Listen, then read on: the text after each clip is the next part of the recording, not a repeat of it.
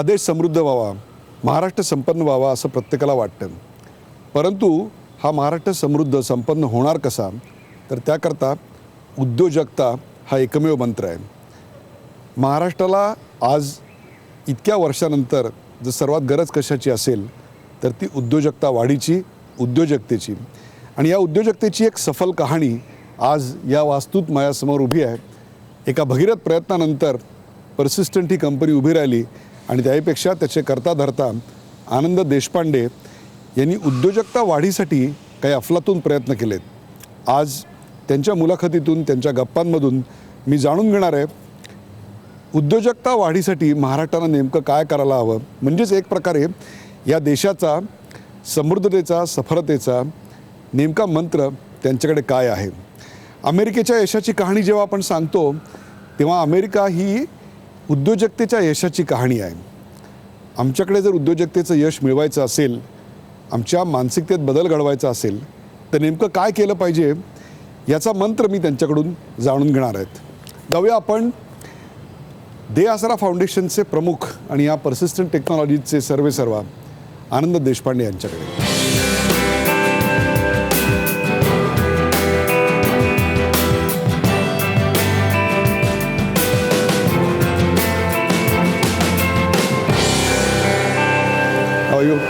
Welcome Uday, good to see you. Bhagirath हा इथे शब्द आहे लिहिलेला. हो. आणि ज्या वास्तूत आत्ता आपण आहोत ती वास्तू अत्यंत कष्टाने आपण उभी केलीत. 17-18 वर्षात हे सगळं स्वप्न साकार झालं. जेव्हा हे सुरू केलं त्यावेळेला असं वाटलं होतं की आपण या स्टेजपर्यंत पोहोचू? नाही, असं कधीच वाटत नसतं. नाही, पहिल्यांदा जेव्हा सुरू केलं ना तेव्हा आपल्या देशातली परिस्थिती थोडी वेगळीच होती. त्यामुळे छोटा उद्योग सुरू करून असं हळूहळू आपले ॲस्पिरेशन्स वाढवत गेले आणि कंपनी पण वाढत गेली. त्यामुळे हे सगळं असं पहिल्यांदा जेव्हा म्हटलं तेव्हा डेफिनेटली तेव्हा नव्हतं एक्सपेक्ट केलं. कंपनी सुरू करताना छोटी होती परंतु समस्या फार मोठ्या असणार त्यावेळेला. ग्लोबलायझेशनच्या नंतरचा लगेचचा काळ होता. हो. आणि खूप IT कंपन्या आपल्याकडे निघाल्या होत्या. त्यातल्या काही यशस्वी झाल्या, काही यशस्वी होऊ शकल्या नाहीत. परंतु या अडचणींवर मात करत आज तुम्ही हे यश गाठलं. त्याहीपेक्षा सुद्धा दे आसरा फाउंडेशनच्या माध्यमातून उद्योजकता वाढीकरता आपण प्रयत्न करतायत. पर्सिस्टंट म्हणून तुम्हाला नेमकं या 17-18 वर्षाच्या जर्नीमध्ये काय शिकायला मिळालं की ज्याचा दे आसरा फाउंडेशनला फायदा झाला आणि तुम्ही त्याची सुरुवात केलीत? ॲक्च्युली आता मी हे पर्सिस्टंट 28 वर्ष करतो आहे. कंपनी 1990 साली सुरू झाली आणि मागच्या 28 वर्षामध्ये आणि IT आणि टेक इंडस्ट्रीमध्ये असं लक्षात आलं की बिझनेस स्केलिंग कसा करायचा या विषयावरती टेक इंडस्ट्रीनी खूप बरीचशी चांगली कामं केलेली आहे. जेव्हा आपण नेक्स्ट जनरेशन जॉब्ससाठी बघतो तेव्हा असं लक्षात येतं की असे बरेचसे प्रोजेक्ट्स असतात की ज्याच्यात 2 उद्योजक 4 उद्योजक असे तयार होतात. पण आपल्याकडची समस्या बघितली तर आपल्याकडे हजारोनी लोकांना जॉब्स करणं आवश्यक आहे. तर असं काहीतरी सिस्टम असणं आवश्यक होतं की ज्यांनी जॉब्स ॲट स्केल क्रिएट करता आले पाहिजे. म्हणून दे आसरा फाउंडेशनमध्ये हेच लक्षात आलं की आपण जर 100% कंप्लायंट असे जर उद्योग करायचे असतील आणि त्यांना जर ॲट स्केल करायचं असेल तर त्याच्यासाठी प्रोसेस टेक्नॉलॉजी ह्याचा वापर करणं अत्यंत आवश्यक आहे. तर हाच मेन आपला थीम होता. 90च्या दशकाच्या आधी उद्योजकतेची व्याख्या अतिशय साधी सोपी होती. ओपन जनरल लायसन्स कॅटेगरीमध्ये नसलेला एखादा आयटम बघा आणि तो रिस्ट्रिक्टेडमध्ये राहील याच्याकरता राजकारण्यांना खुश ठेवा आणि मग त्याचं मॅन्युफॅक्चरिंग लायसन्स इथे मिळवून त्याचे उद्योगधंदे उभारा. परंतु 90च्या दशकानं ग्लोबलायझेशन आणल्यानंतर मात्र ही व्याख्या बदलली आणि त्याच वेळा आपल्याकडे इन्फॉर्मेशन टेक्नॉलॉजीचं रेव्होल्युशन आलं. या नव्या युगामध्ये एंटरप्रेन्योरशिप सोपी झाली का डिफिकल्ट झाली? ॲक्च्युली असं नाही म्हणणार की सोपी किंवा डिफिकल्ट झाली, वेगळी झाली असं डेफिनेटली आहे. ओके. पूर्वीच्या दशकामध्ये जेव्हा मी कंपनी सुरू केली 90 आणि त्या दशकामध्ये प्रोसिजरल प्रॉब्लेम्स ह्याच्यामध्येच आपला जास्तीत जास्त वेळ जात होता. आत्ताच्या दशकामध्ये असं झालेलं आहे की कॉम्पिटिशन, नवीन प्रॉडक्ट्स, नवीन उद्योजकता, पैसे आहेत पण एक्सपेक्टेशन्स पण भरपूर वाढलेले आहेत आणि ॲस्पिरेशन्स पण जास्ती आहेत. त्यामुळे आत्ताची उद्योजकता डेफिनेटली थोडी वेगळीच आहे. तुम्ही आत्ता जे शब्द वापरलात कॉम्पिटिशन, पर्सिस्टंट छोटं होतं, आज खूप मोठं झालं. अनेक देशांमध्ये तुमचा व्यवसाय आहे. कधी या स्पर्धेने तुम्हाला भीती वाटली? कधी असं वाटलं की ही स्पर्धा किंवा आपण या स्पर्धेत कमी आहोत, परदेशी कंपन्या आपल्यापेक्षा जास्त आहेत, स्पर्धेला तोंड कसं दिलं? नाही, ॲक्च्युली स्पर्धा असली की ती उत्स्फूर्तता पण वाढते आपल्याला. स्पर्धा असली की असं लक्षात येतं की आपल्याला कोणीतरी कम्पीट बेंचमार्क असं असलं की जे एनर्जी असते ना ती खूपच एक्सायटिंग असते. त्यामुळे ॲक्च्युली स्पर्धा is part of the growth. स्पर्धा नसली तर ग्रोथ करणं अजून कठीण आहे. पण स्पर्धेसाठी मनुष्यबळ प्रशिक्षित असावं लागतं आणि त्या मनुष्यबळाच्या ट्रेनिंगची व्यवस्था करावी लागते. खरं. अनेकदा असं पाहिलं की कंपन्या एका विशिष्ट मर्यादेच्या पलीकडे जाऊ शकत नाहीत कारण त्यांच्याकडे चांगलं मनुष्यबळ नसतं. तुम्हाला ही समस्या आली असेल, हो. तुम्ही त्याच्यावर कशी मात केलीत? ॲक्च्युली या विषयावर मी भरपूर अभ्यास केला आहे. मी या विषयावरती ॲक्च्युली बरेच वर्कशॉप्स पण घेतो. कंपनीच्या लाईफ सायकलमध्ये असे एस कर्व्ज असतात. कंपनी येते, काही करता तुम्ही, बिझनेस मॉडेल तयार करतात, मग त्याच्यात ग्रोथ होते, मग ऑल ऑफ अ सडन ते फ्लॅटन होते, मग पुन्हा पुढची ग्रोथ सुरू होते. असे हे एस कर्व्ज असतात. प्रत्येक एस कर्वमध्ये जे पहिल्या एसमध्ये चालतं ते पुढच्या ह्याच्यात चालत नाही. ते तोडावं लागतं आणि पुढचं बघावं लागतं. तर पहिल्या एस टू सेकंड एस, जिथे कंपनी 10-50 कोटीमध्ये अडकतात, त्यांना first S to second S काय शिफ्ट करायला लागतं त्याच्यावरती मी बऱ्यापैकी अभ्यास केलेला आहे. हा प्रश्न मानसिकतेचा असतो, संस्कृतीचा असतो, कशाचा असतो? तुम्ही अगदी योग्य सांगताय की अनेक मराठी उद्योजक मी पाहिलेले आहेत, मग ते ट्रॅडिशनल मॅन्युफॅक्चरिंग सेटअपमध्ये असतील किंवा न्यू जनरेशन IT उद्योगधंद्याचे असतील. 50-100 कोटीमध्ये ते उद्योग अडकून पडतात, त्याच्या पुढे जात नाहीत आणि नंतर मग खूप प्रॉब्लेम येतात कारण कॉम्पिटिशन त्यांना गिळंकृत करते. माणसं सोडून जातात, क्लायंट सोडून जातात, ग्राहक मिळणं खूप कठीण होतं. हे सगळ्या समस्या तुम्हाला कधी ना कधीतरी आल्याच असतील, परंतु आज देआसराच्या माध्यमातून तुम्ही या सगळ्याला काय नेमकं मार्गदर्शन करताय? देआसरा फाउंडेशनमध्ये मी मेन सगळ्यात जास्ती लोकांना सेल्फ एम्प्लॉईड कसं करता येईल या विषयावरती सर्वात जास्ती भर आहे. आपल्या देशामध्ये आज आपली 60% लोकसंख्या 35 वयाच्या खाली आणि जवळपास 50% लोकसंख्या 25 वर्षाच्या खाली आहे. प्रत्येक वयाला आपल्याकडे 2.5 कोटी लोक आहेत. त्यामुळे ही जी जॉब रिक्वायरमेंट आहे ही अत्यंत जास्ती आहे. तुम्ही म्हणालाच बघतच असेल की फार्म जॉब्स कमी होत आहेत, इंडस्ट्रीयल जॉब्स पण ऑटोमेशनही कमी होणार आहे. पण त्यांची जॉब्स कुठे रिप्लेस होतील तर ते सर्व्हिसेसमुळे रिप्लेस होतील. तर अर्बन सर्व्हिसेस सेक्टरमध्ये सर्वात जास्त जॉब क्रिएट करण्याची ऑपॉर्च्युनिटीज आहे आणि या ऑपॉर्च्युनिटीज करण्यासाठी कुठलाही युवक मिनिमम ट्रेनिंग घेऊन ह्या प्रकारची कामं करू शकतो. तर देआसरा फाउंडेशनमध्ये माझं मोटिवेशन असं आहे की हे जे युवक आहेत ज्यांना थोडंफार माहिती आहे किंवा थोडं ट्रेनिंग आहे, स्किल्ड आहेत, पण त्यांनी स्वतःचा उद्योग कसा करावा ह्याच्यावरती त्यांना ट्रेनिंग नाही आहे किंवा काय करावं, प्रोसेस कसा असावं, कंप्लायंट करायला काय असावं, कॅश फ्लो कसे मॅनेज करावे, या ज्या सगळ्या बिझनेसमध्ये लागणाऱ्या गोष्टी असतात ज्या स्वतः उद्योजकाला आपण ट्रेन करत नाही, त्या ट्रेन करून आपण स्वयंरोजगार म्हणतो किंवा छोटे उद्योजक सर्व्हिसेस सेक्टरमध्ये कसे करता येईल याच्यावरती सर्वात जास्त. अगदी योग्य असं तुम्ही मार्गदर्शन आहे. परंतु अनेक अशी तरुण मुलं आहेत ज्या हा इंटरव्ह्यू बघत असतील जे एखाद्या IT इंजिनिअरिंग कॉलेजमध्ये असतील आणि त्यांना असं वाटत असेल की आपण नोकरी करायच्या ऐवजी उद्योगधंदा सुरू करावा. त्यांच्याजवळ काही छोट्याशा आयडिया वगैरे पण असतात की आपण असं करू शकतो, तसं करू शकतो. अनेक कॉलेजेसमध्ये गेल्यानंतर मला इनोव्हेशन लॅब्स सेटअप केलेले दिसतात. तर त्यांच्याकडे इनोव्हेशन वीक असतो, तिकडे भाषण द्यायला जातो, त्यावेळेला खूप चांगल्या आयडिया असतात. परंतु त्या आयडियाचं रूपांतर व्यवसायात कसं करावं हा जो रोडमॅप आहे, हा रोडमॅप त्यांच्या शिक्षकांकडेही त्यांना देता येत नाहीत कारण शिक्षक हे आयुष्यभर अकॅडमिक्समध्ये राहिलेले असतात. This is where person like you could be a great resource. काय सांगाल त्यांना? नाही, अर्थातच या विषयावरती आपण स्मार्ट इंडिया हॅकॅथॉनच्या थ्रू आणि बरेचसे आपण उद्योजक तयार करायचा प्लॅन चालू आहे आणि याच्यामध्ये मेन थीम अशी आहे की जे आयडियाज आहे फक्त आयडियावरती उद्योग तयार होत नाही. ते आयडिया कशा एक्झिक्यूट करायच्या, त्याच्यासाठी लागणारं काय भांडवल लागणार आहे, त्याच्यासाठी टीम कशी तयार करावी लागते, टीम तयार केल्यानंतर ते प्रॉडक्ट मार्केटमध्ये कसे न्यायचे, ते सेल्स कसं करायचं आहे, हे जे स्किल्स असतात त्या स्किल्स फक्त आयडियावरती डिपेंडेंट नसतात. Actually ideas are available for free असं म्हटलं तरी चालेल. मेन कॉन्सेप्ट उद्योजकतेमध्ये आयडिया नसून त्याचं execution is the most important thing about running a business. म्हणजे जेवढी आयडिया महत्त्वाची तेवढंच त्याचं एक्झिक्युशन. आयडिया महत्त्वाची आहे की नाही मला माहीत नाही, आयडिया कुठूनही मिळू शकेल, आयडिया इतकी महत्त्वाची त्याचं एक्झिक्युशन अत्यंत महत्त्वाचं.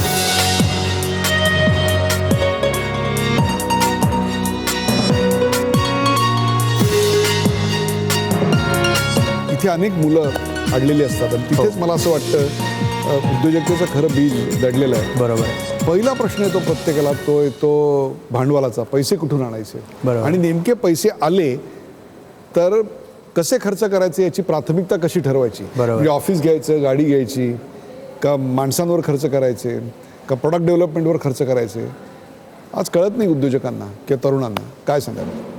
नाही, हे बघा, उद्योजकतेसाठी सुरुवात कुठून करायची तर कस्टमरकडनं. घेणारं कोण? तुम्ही जे काय प्रॉडक्ट बनवताय तो शेवटी घेणार कोण आणि तो कुठल्या व्हॅल्यूला तुमच्याकडनं घेणार आहे. तर पैसे पण जे गोळा करायचे ते कस्टमरकडनं सगळ्यात आधी कसे घेता येईल त्याच्यासाठी कस्टमरकडनं सुरुवात करणं अत्यंत आवश्यक आहे. एकदा कस्टमर फिक्स झाला, प्रॉडक्ट आयडिया रिलेट झाले की मग नेक्स्ट पॉईंट टीम. तुमची जर टीम नसेल जी एक्झिक्यूट करू शकेल तो प्रोजेक्ट, तर नुसती आयडिया किंवा कस्टमर असून फायदा नाही. हे दोन जर तुमच्याकडे बरोबर लागले तर नॉर्मली असं मला लक्षात आलं की फंडिंग हा प्रॉब्लेम सॉल्व्ह होऊ शकण्यासारखा असतो. बँक्स लोन द्यायला तयार असतात, इन्व्हेस्टर असतात, ते देऊ शकतात. तुम्ही कस्टमर्सबरोबर ॲडव्हान्स परचेस अरेंजमेंट किंवा बऱ्याचशा गोष्टी करून पैसे मिळवू शकता. तर पैशामुळे कंपनी अडकली अशा स्टार्टअप्सला मी फार कमी बघतो. काय होतं की पैसे समजा मिळतात, परंतु दुसरा प्रश्न जो मगाशी मी सांगितला तो त्याची प्राथमिकता कशी ठरवायची. बरोबर आहे. म्हणजे 50 कोटी रुपये बँकेकडनं आपल्याला पाहिजे असतील आणि ते मिळाले, मग त्या पैशात पहिल्यांदा प्रोडक्ट डेव्हलप करायचं, का त्याच्यातनं जागा घ्यायची, का त्याच्यातनं टीमवर खर्च करायचे, कशावर खर्च करायचे ही प्राथमिकता अनेकदा ठरवता येत नाही. त्याच्यामुळे डेड इन्व्हेस्टमेंट्स काही वेळेला होतात आणि त्यानंतर अंगावर येतात आणि मग त्याची रिकव्हरी होत नाही. बिझनेस सायकलमध्ये काहीतरी प्रॉब्लेम येतो आणि व्यवसाय हळूहळू कोसळायला लागतो. तुम्ही या सगळ्यावर मात कशी केली आणि काय सांगाल? नाही, या सगळ्यामध्ये सगळ्यात पहिले मी म्हटल्याप्रमाणे आमच्याकडे आमचा जो बिझनेस आहे मेनली सर्व्हिसेस रिलेटेड आहे. त्याच्यामध्ये सगळ्यात पहिले आम्ही काय करतो की कस्टमरला जाऊन भेटतो, त्याला सांगतो की आम्ही काय प्रॉडक्ट डेव्हलप करतो आहे किंवा त्यांच्या बरोबरीने कसं प्रॉडक्ट डेव्हलप करता येईल. तसं बघितलं की मग हा जो रिस्क असते की आपण काहीतरी बनवलं जो कोणी घेणारं नाही आहे, ती रिस्क अवॉइड करता येते. सगळ्यात पहिला खर्च कस्टमरला जाऊन आयडेंटिफाय करून त्यांच्याबरोबर पार्टनर करून त्यांच्या आयडियाज घेऊन त्यांना लागेल ते पहिले बनवायचं आणि मग ते लागण्यासाठी जी काय टीम लागेल त्याच्यावरती नेक्स्ट खर्च करायचा. जागा किंवा ह्या ज्या सगळ्या गोष्टी आहेत त्या सगळ्या एकदा तुमच्याकडे स्वतःचे भांडवल झालं की मग बघता येण्यासारख्या, तिथनं सुरुवात करायची काय आवश्यकता नाही आहे. एक अशी वृत्ती पण आपल्याकडे अशी दिसते की थोडेफार पैसे आले व्हेंचर कॅपिटलकडून किंवा बँकेकडून की ते शो ऑफ करण्यावर खर्च केले जातात. मग मोठी महागडी गाडी, मोठं घर, चकचकीत ऑफिसेस याच्यावर खर्च केले जातात आणि अनेक कंपन्या मला माहिती आहेत की ज्या याच्यात पैसे घातले म्हणून डुबल्या. काय सांगाल त्याच्याबद्दल? आपण कशी सुरुवात केली? नाही, असं नाही आहे. म्हणजे अर्थातच म्हणजे जे उद्योजक सक्सेसफुल असतात ते पैसे वाचवून म्हणजे कंजूस म्हणून तशा प्रकारचे पण असतात. पण बाय अँड लार्ज जितके पैसे तुमच्याकडे आहेत त्याचा सगळ्यात जास्ती रनवे कसा तयार करता येईल याच्यावर भर देणं आवश्यक आहे.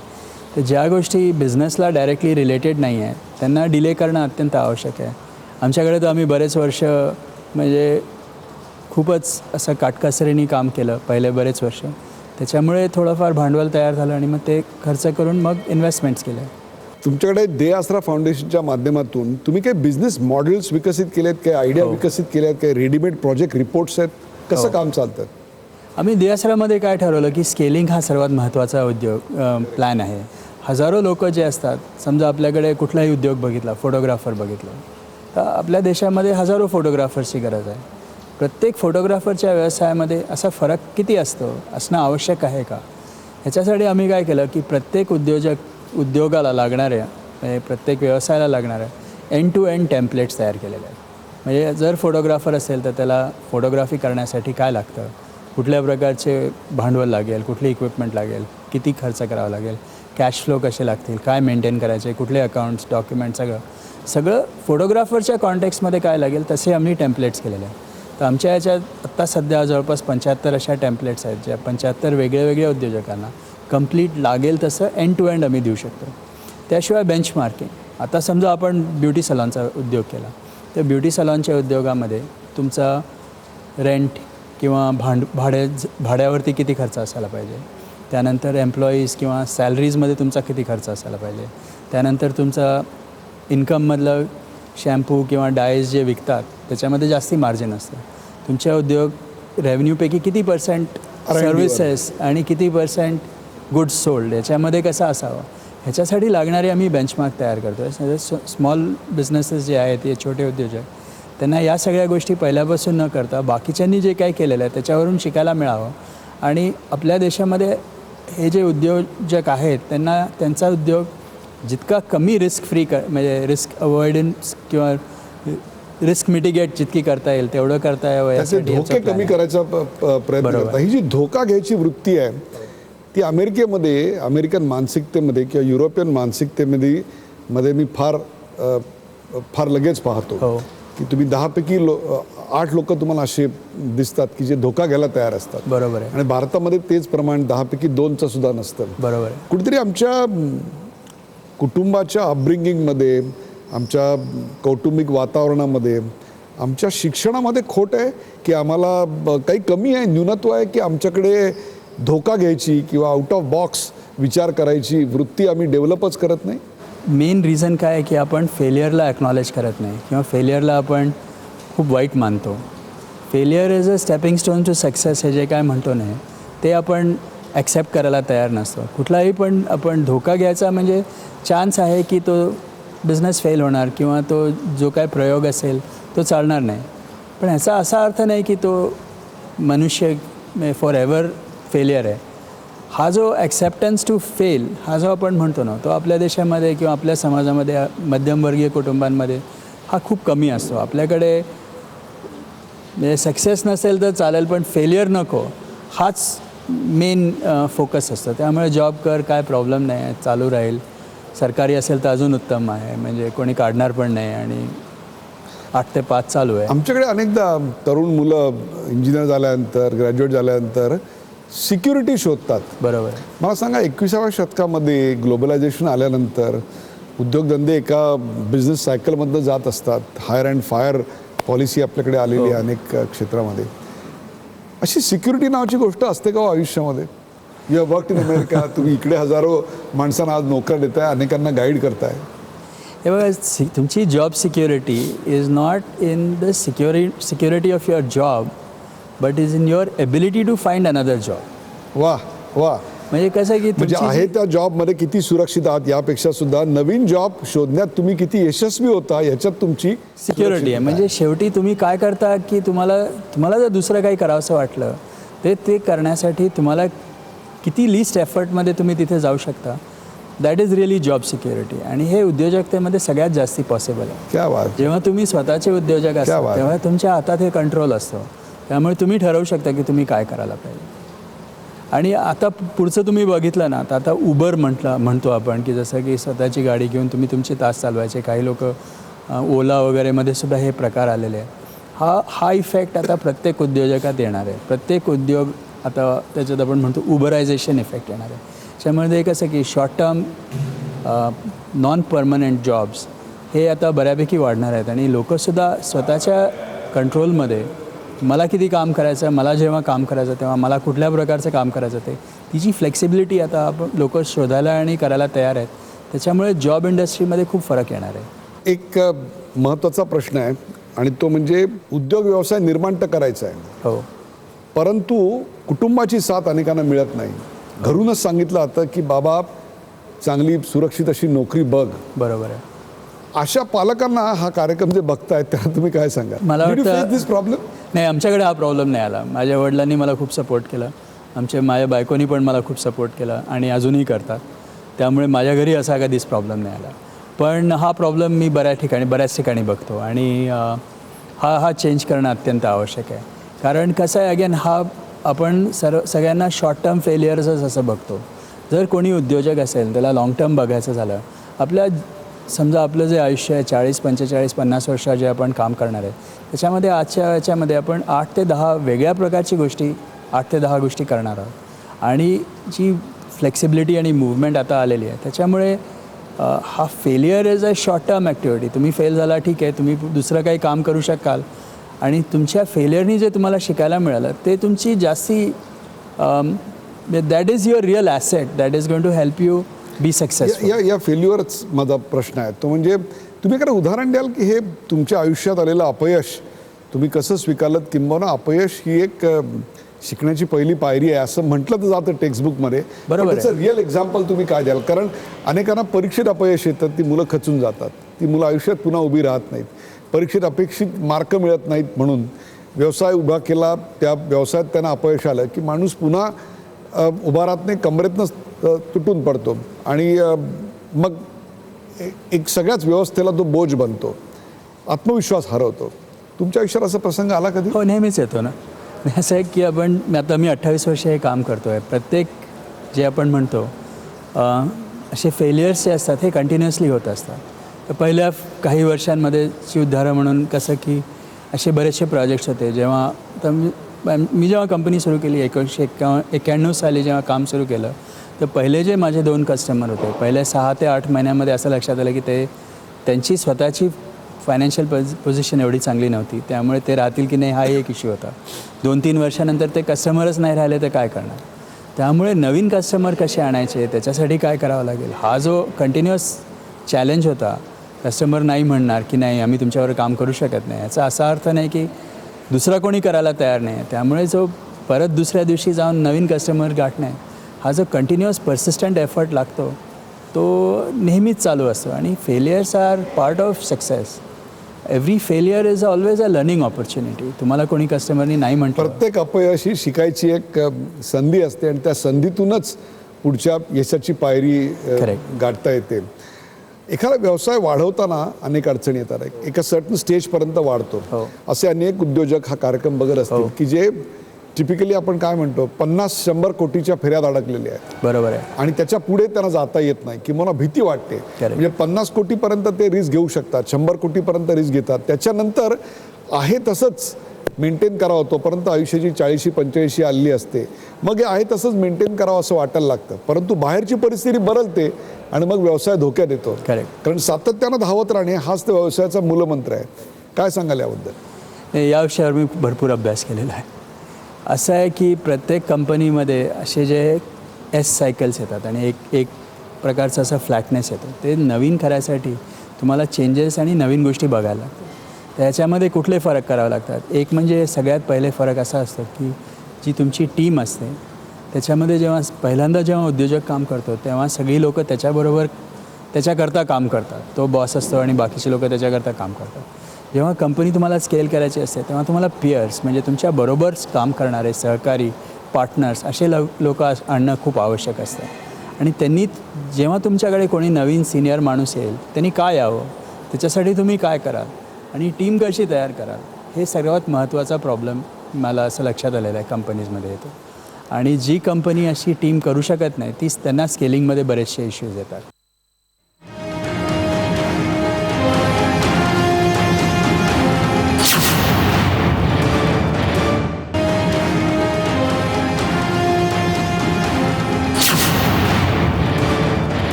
एक उद्योजक असतो, त्याच्याकडे 5-25 लोक काम करायला लागतात. त्या प्रत्येकामध्ये मालकत्वाची, आपलेपणाची भावना कशी निर्माण करायची, बरोबर. भाग एक.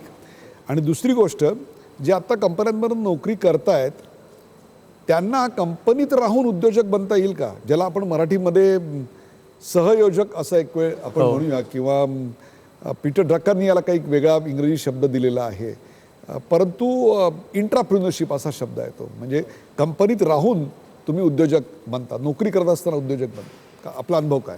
नाही, अर्थातच काय असतं की ही जे उद्योजकता हा एक टीम स्पोर्ट आहे.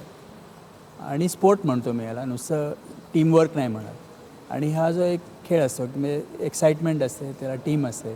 त्या टीममध्ये सगळे सहभागी, सहकारी तुमच्या बरोबरीने काम करणारे असले तरच ते तुम्ही जिंकू शकाल, असा ह्याच्यातला होल कॉन्सेप्ट आहे.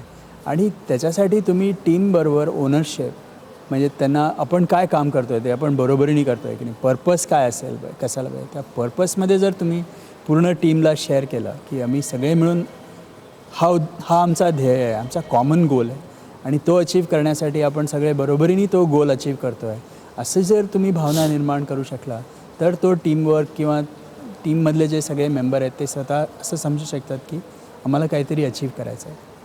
एंटरप्रेन्योरशिप आणि इंट्राप्रेन्योरशिप हे जे आपण बोलला हे पण अत्यंत महत्त्वाचं आहे.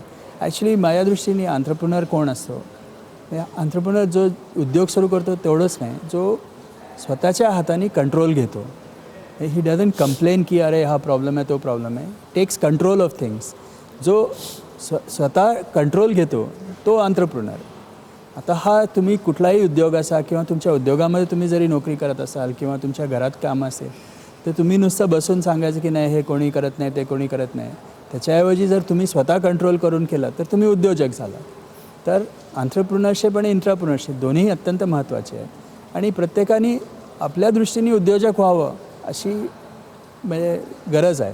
मला काही असे इंटरेस्टिंग उदाहरण माहिती आहेत. स्टीव्ह जॉब्स आहेत, एरिक टर्नर आहे.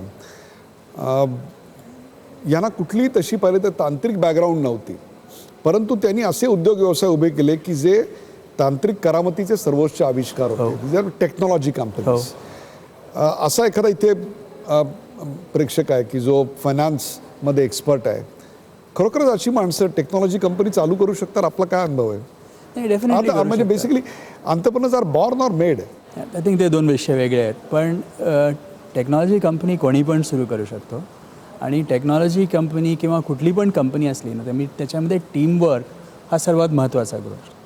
जर तुमच्याकडे जर टेक्नॉलॉजी स्किल नसेल, तुम्ही जर फायनान्स स्किल असेल तर तुम्हाला कॉम्प्लिमेंट करणारे टेक्नॉलॉजी मेंबर्स किंवा ज्यांना टेक्नॉलॉजी एक्सपर्टीज असेल अशा मेंबर्सला तुम्ही तुमच्या टीममध्ये घेऊन बरोबरीने काम केलं तर शक्य आहे.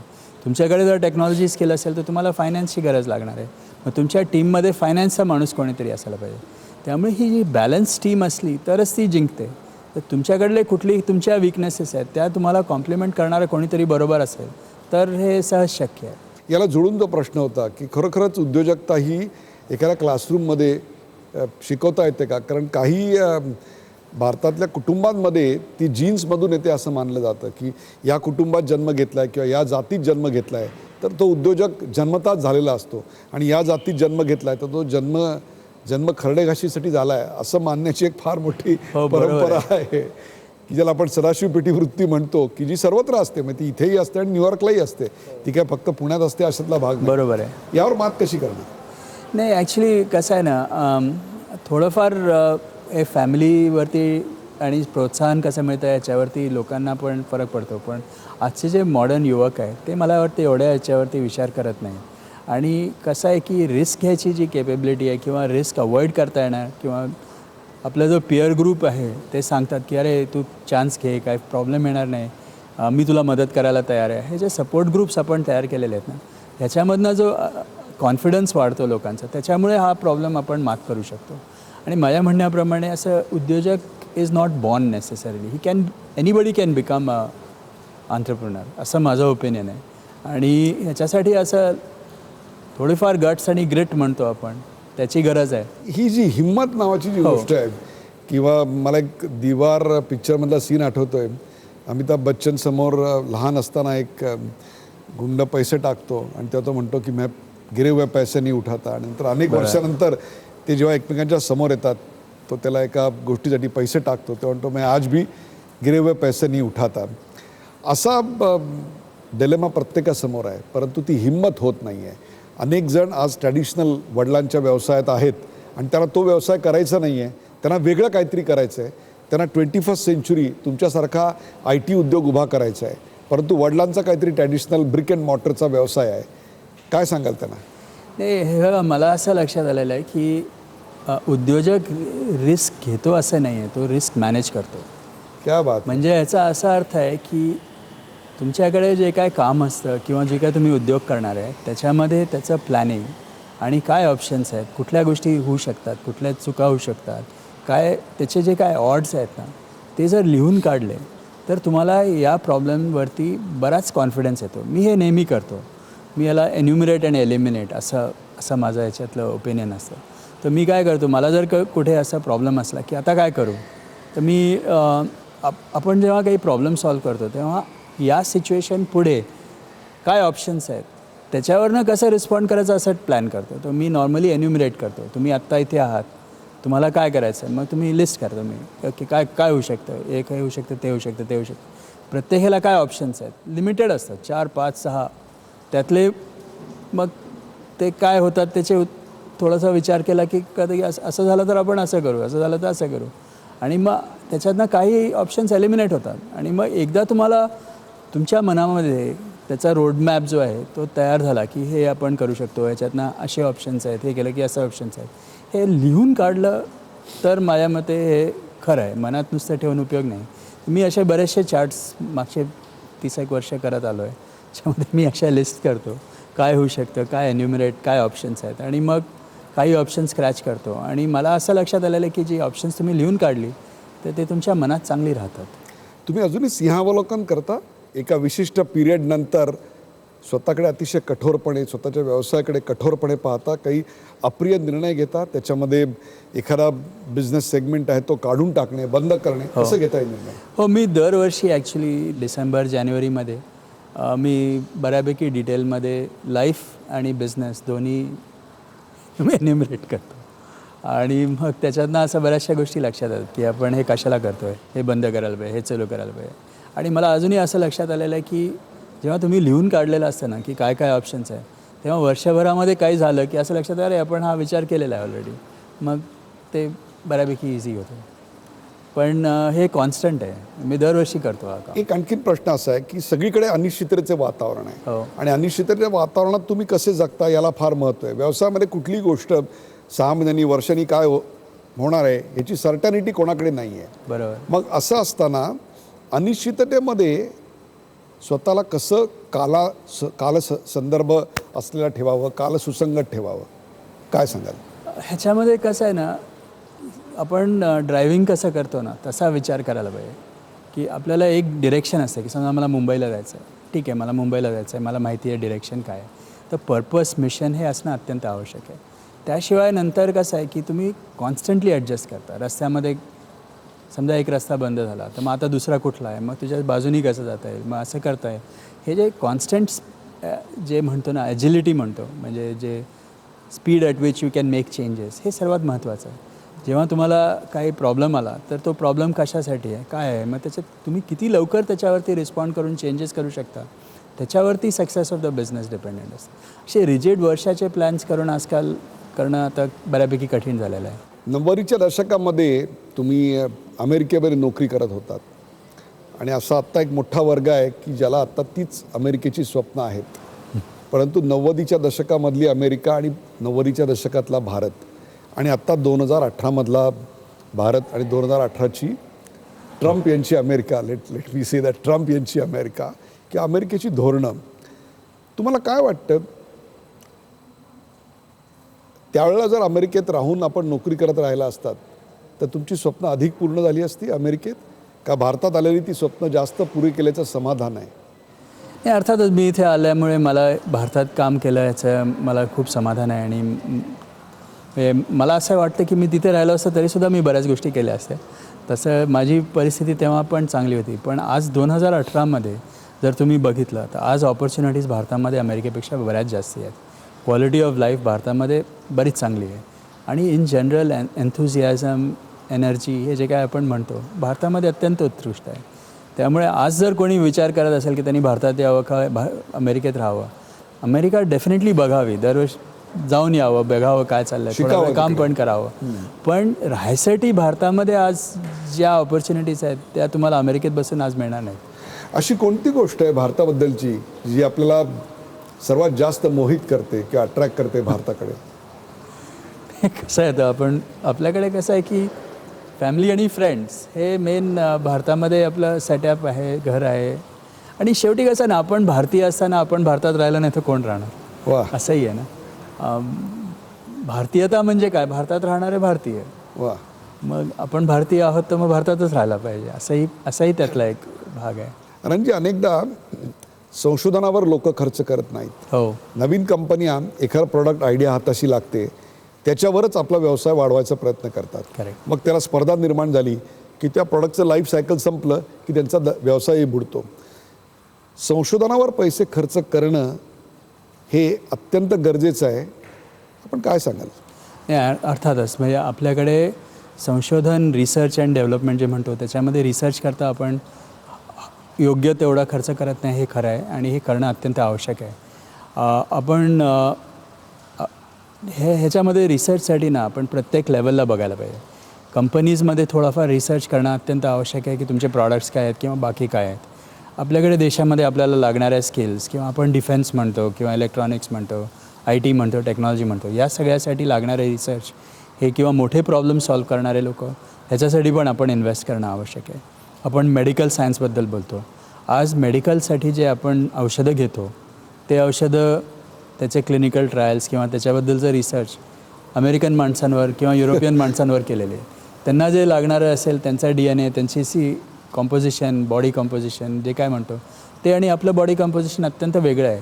आपल्याला लागणारे औषधं आपल्यावरती आपण नाही डिझाईन केले तर त्याचा काय उपयोग आहे. म्हणून हा जो आपण लोकल रिसर्चमध्ये जे इन्व्हेस्ट करायला पाहिजे ते करणं अत्यंत आवश्यक आहे आणि हे सगळ्या लेवलला करणं आवश्यक आहे. आणि त्याच्यासाठी आपण एनकरेजमेंट, इन्व्हेस्टमेंट, मनुष्यबळ तयार करणं या सगळ्यासाठी आणि युनिव्हर्सिटीजमध्ये सुद्धा फ्रॉन्टियर्स पुश करायसाठी जे काय करणं आवश्यक आहे त्याच्यामध्ये इन्व्हेस्ट करणं खूप. संशोधनामध्ये पैशाचं रूपांतर तंत्रज्ञान विकसित करण्यात केलं जातं किंवा विज्ञान विकसित केलं जातं आणि इनोव्हेशनमध्ये विज्ञान आणि तंत्रज्ञानाचं रूपांतर पैशामध्ये केलं जातं. बरोबर. आज गरज या इनोव्हेशन कल्चरची आहे. ॲक्च्युली दोन्हीची आहे. म्हणजे आपल्याकडे जोवर बेसमध्ये रिसर्च आणि नवीन आयडियाज नसतील तर त्याच्यातनं इनोव्हेटिव्ह आयडियाज काढणं कठीण होतं. असं आहे की आपण म्हणतो पण इनोव्हेशन असं दृष्टांत होत नाही. ते बाकीचं जे काय असतं आपण we are building on existing आणि रेडी मटेरियल. म्हणजे आपण बघतो इकोसिस्टममध्ये आज फोन बघितला, 4 बघितल्या, गोष्टी बघितल्या, मग त्याच्यावरनं आपण इन्क्रिमेंटल इनोव्हेशन करत असतो. जोवर आपला बेस म्हणजे ज्या ॲक्टिव्हिटीज आहेत तोवर जो आपण वाढवणार नाही तोवर नवीन आयडियाज कुठून येणार. हा कार्यक्रम अनेक तरुण मुलं बघतायत. डे आसराच्या माध्यमातून आपण त्यांच्यासाठी नेमक्या काय संधी आणि काय सर्व्हिसेस उपलब्ध करून देणार. Last question. हे बघा, आजचे जे युवक आहेत त्यांनी सर्वांनी उद्योजक होणं आवश्यक आहे. त्याचं कारण एक तर जॉब्स मिळणार नाही आहेत आणि दुसरं म्हणजे की आपल्या देशाला पण उद्योजकतेची गरज आहे. सगळ्यांनी उद्योजक व्हावं. जर कोणाला उद्योजक व्हायचं असेल तर त्यांना लागणारं जे काय आहे त्यांना आम्ही सांगायचा प्रयत्न करतो की हे कठीण नाही आहे.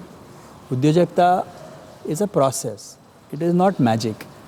It's a well defined process. एक उद्योजक व्हायला काय करावं लागतं. तुम्हाला प्लॅन कसा करावा, त्याच्यातनं तुम्हाला फंडिंग कसं मिळणार, तुम्हाला प्लॅनिंग मार्केटिंग कसं करायला पाहिजे, सेल्सला काय करायचं, ऑपरेशन्सला काय करायचं, ह्या जे काय प्रोसेसेस आहेत त्या आपण सगळ्यांपर्यंत सिम्पल आणि टेम्पलेटेड फॉर्ममध्ये तयार करून द्यायचा प्लॅन डे आसरामध्ये. आमची अशी आयडिया आहे की तुम्ही जर डे आसराच्या वेबसाईटवर गेलात किंवा आमच्या कुठल्या डॉक्युमेंट्स किंवा असे तुम्हाला मिळाले तर तुम्हाला बाकी कोणाला न भेटता तुम्हाला काय लागेल ते सगळं एका ठिकाणी सोप्या परिस्थितीमध्ये आणि सोप्या भाषेमध्ये अवेलेबल करून द्यावं. ही डे आसराचं मेन मोटिवेशन आणि मिशन आहे.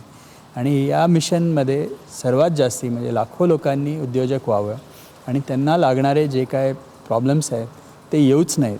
असा म्हणजे आपण अवॉइड कसे करावे, प्रॉब्लेम्स सॉल्व्ह करायच्या आधीच कसे अवॉइड करायचे, याच्यासाठी काय लागणार त्याचा आपण फुल प्लॅन डे आसरामध्ये करतो. खऱ्या अर्थाने आसरा ज्याला आपण मराठीमध्ये म्हणतो तो व्यवसायाचा आसरा आपण निर्माण करताय. बरोबर.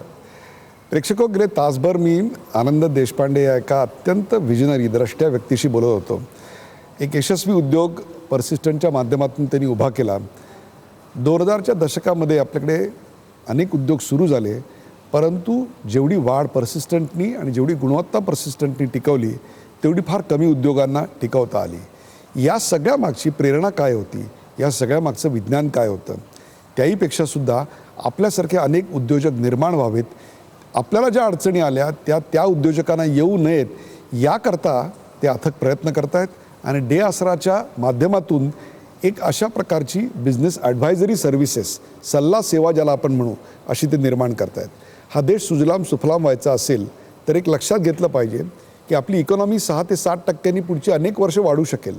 सरकार कोणाचं याला किंमत नाही आहे, परंतु ती वाढत असताना नवीन नोकऱ्या निर्माण होणार नाही आहेत.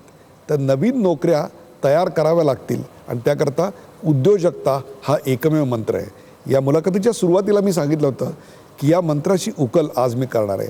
हा मंत्र समजून घेणार आहे आणि त्याहीपेक्षासुद्धा ज्यांनी ते स्वतः केलं त्या अनुभव संपन्न विश्वातूनच तुमच्यासमोर येणार आहे. आज आनंद देशपांडे यांची मुलाखत घ्यायचा हाच उद्देश होता की हे पाहिल्यानंतर किमान एक 10 मुलांना तरी जर अशी प्रेरणा निर्माण झाली की आपणही यातून स्वतःचा उद्योग उभा करावा, आपणही नोकऱ्या निर्माण कराव्यात, फक्त नोकरी शोधणारे असू नयेत, तर खऱ्या अर्थाने या मुलाखतीला अर्थ होता. आनंदजी, आज तुम्ही न्यूज 18 लोकमतच्या प्रेक्षकांसाठी जो वेळ दिलात त्याबद्दल धन्यवाद. थँक्यू उदय.